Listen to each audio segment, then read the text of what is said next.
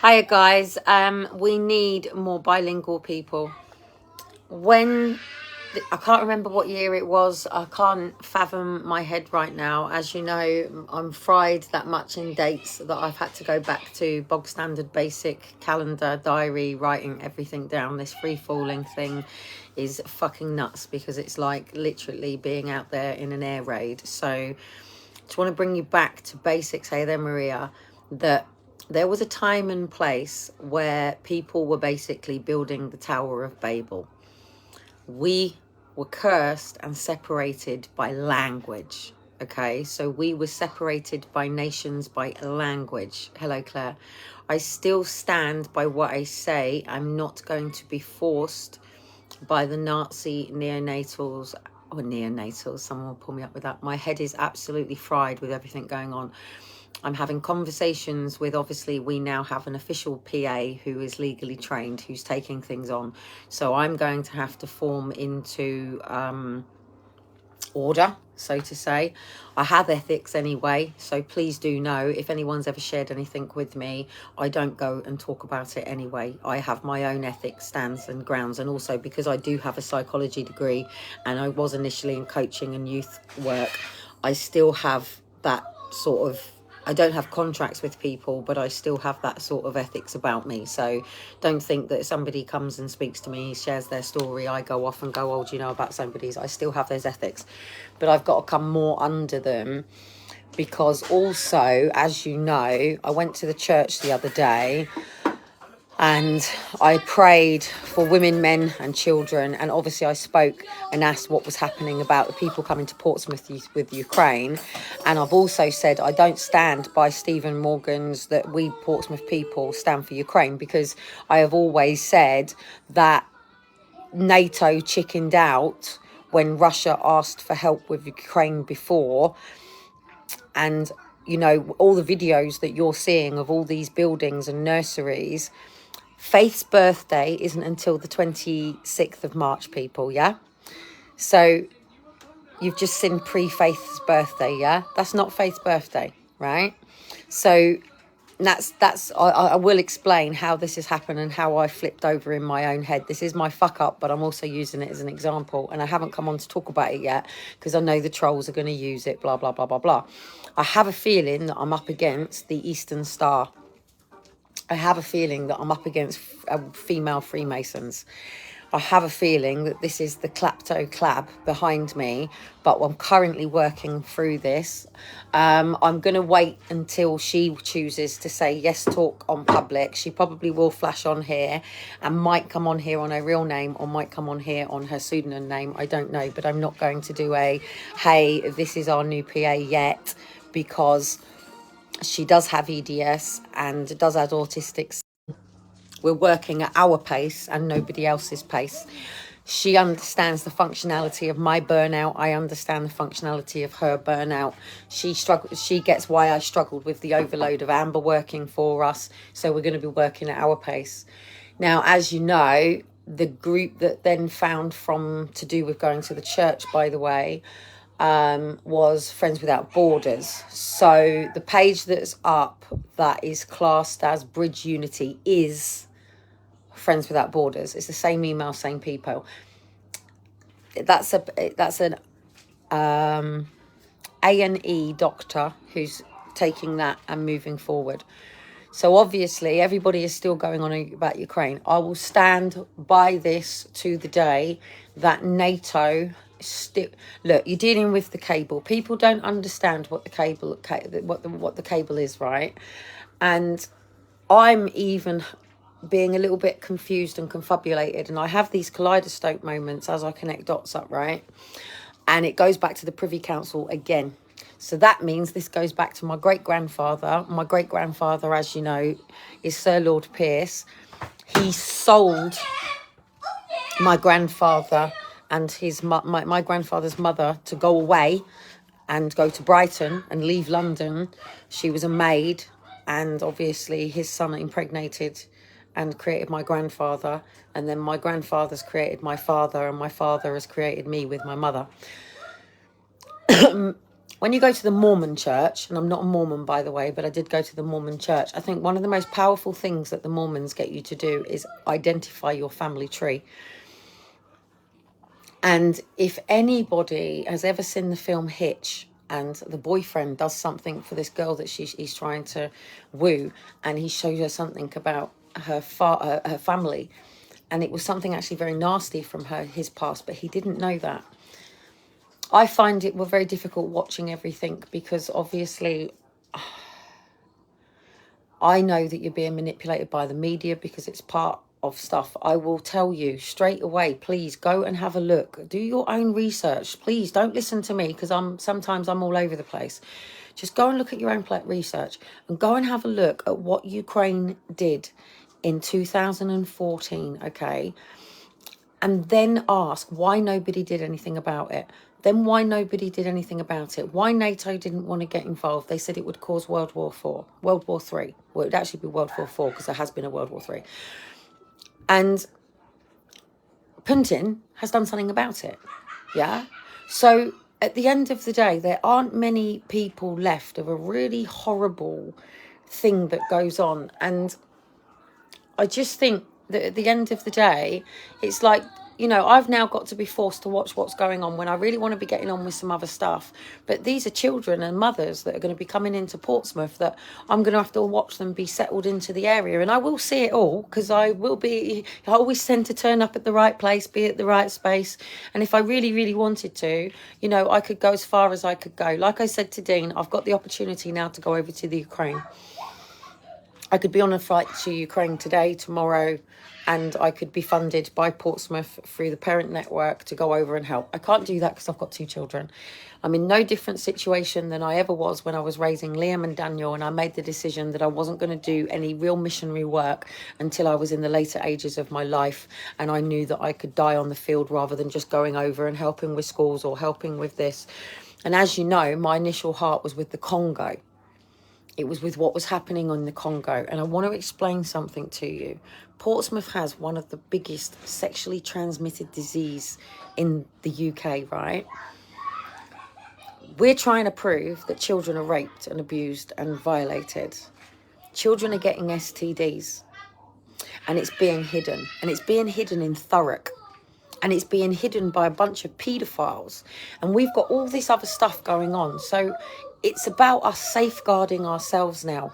And it really is. It is about us as individual families. Me going, right, my family starts with me. There's 2 boys in there. I've got 2 older boys. I've got 2 children. The 2 boys, I'm happy.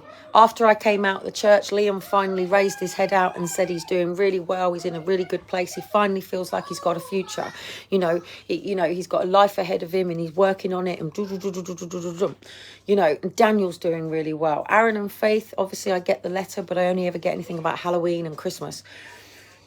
And then obviously, and I will say I got very thrown quick, because the lady who's taking over birthday is the day after Faith's, and when she came here and her fella mentioned about it being his birthday, I went, oh yeah, it's Faith's on Saturday, and it threw me, and I went and got balloons, boom, boom, boom, boom, boom. And it wasn't until Dean on Monday went, Kelly, what day is it? And I went, it's Doodah. And I went, hang on, Dean, we're not even in March yet. We're going into the 1st of March. And he went, but he let me go through with it, because I've still got the balloons up. I've still got stuff up, by the way. Still got the banner up, because we're now in Birthday Girls Month. So we're now in March. So I'm focused at the moment on my PIP. So I'm going back on PIP. I was never on PIP in the first place. I was on Disability Living Allowance back in 2010 when I started the whole disabled enabled. The reason that I still want to be there in the United Nations in 2025 is because I wasn't part of the plan to vaccinate you all by 2025. I was part of the disability equality. For people with disabilities to still thrive instead of just being ostracized, put down. So law changed. So I'm now officially a rare disease, okay? A rare illness, rare. I'm always been rare. But officially the law has been passed that if you have a rare condition, you must have the treatment that supplies with it. So EDS is in that package for rare diseases now. So now I've got to bring this law in, bang it into this, now turn around and go, look, so I've got housing in over the fact that the bathroom isn't doing it, and I'm having to go through all this. So I've had to sit down and explain to Dean, social services are not coming in now because I've got anyone making any allegations. They're coming in to do their job. This is going to be an occupational therapist who's going to come in and do what has been the middle missing thing all the way through. What I had in Preston was an indicative budget. When I got to Flintshire, they pulled up a Marek meeting because Stephen threw a glass in my face. This all got twisted, and my care plan has never been presented within any of this because I have never had an opportunity to do so, and that paperwork has never been available. But now it is. It's taken a long fucking time, but now it is. Now I even have someone who can help me finally get all of this into the chronological order that it needs to be in, to prove that they took Aaron and Faith based on Dr. Bose saying that EDS was the easiest condition to claim to have, and completely assassinated me. One day in 10 to 20, 30 years, a bunch of students are going to write about the time of the Great Reset on a piece of paper, and you're all going to find that Putin wasn't the person to hate. I will not be part of hating Russian people here in Great Britain. I will not be part of hating any Russian. I'm not here to hate anybody. I'm also not here to allow anyone to put me into fear and run around like a blue-ass fly because they think that they're not safe. Me and my family are going to learn to protect and safeguard ourselves fully to the capacity that we need to for any extremity that ever comes to us, and get on with our own families, basically, and hopefully be able to heal once Aaron and Faith are back with me where they need to be. And then obviously I'm going to have to deal with Stephen because Stephen was coerced into signing. He didn't know he was signing an adoption order. He just signed to say that he wasn't going to be part of my care plan. So then that brings me over who is the protective factor for Kelly Cotton. And that needs to be a husband. But if I'm married, they're expected to take me on financially. Well, I'm fit for purpose. My body is fucked. Fucked. I'm in tracky bottoms, and I should be in a neck collar, and I should really have a tube down my throat to feed me, and I should have pain patches on. But I battle it every day. I get up and I battle it every day. Dean is getting more and more and more understanding because he's starting to realise that actually he has listened to all the gossip on me, listened to all the haters, and allowed it into his subconscious towards me, and hasn't been treating me as a woman who's carrying his children who has EDS. And we're bringing it right back to that. And we're going to be talking about periods and maternity and hormones and all of the things that are getting completely lost. You have to forgive me, my knee's just locked. Seriously, if you actually saw how I walk around, you wouldn't get it. It's burning down the middle of my back. For those that forget, I have EDS, it has me, but, you know, sometimes we dance, but us mothers still have to work. And sitting on disability, as I said, I wanted to work. And I made the decision to work by doing something on a mass scale, which was Challenge Britain. And I've already shown you why that changed, because social services came in and took my kids. But I'm still here, and we're now going to literally position me for 2025. And I'm going to stand there and say whether or not this country's got disability equality. And you know what? It's probably not all the people that I will work with. Because the moment I get issued a Motability car, I will have people calling me all sorts of names. Disability equality is a mindset in the narrow-minded, mate. Most of the people who are in institutions, and that could be mental health hospitals, that could be people who are in independent living, that could be people who are in actual institutions because of physical, mental, or learning difficulties, don't want to come out. School isn't a place to learn how to stand up to the bullies, because one day you're going to have to smack that fucking cunt in the mouth and knock them out at some point, because they just don't stop. Yeah. And unfortunately, like I said, a lot of us are civilian. We're not militant. Yeah. There's a difference between being a civilian and being militant. Yeah. One picks up a gun, the other one doesn't. One walks around and says, shut your fucking mouth or I'll smash your face in. The other one doesn't. So I've said to people from the common law courts, you're all able-bodied and you're not thinking about people who are laying in a coma right now after a car crash. You're not thinking about people who have got brain injury from a trauma, from a fall.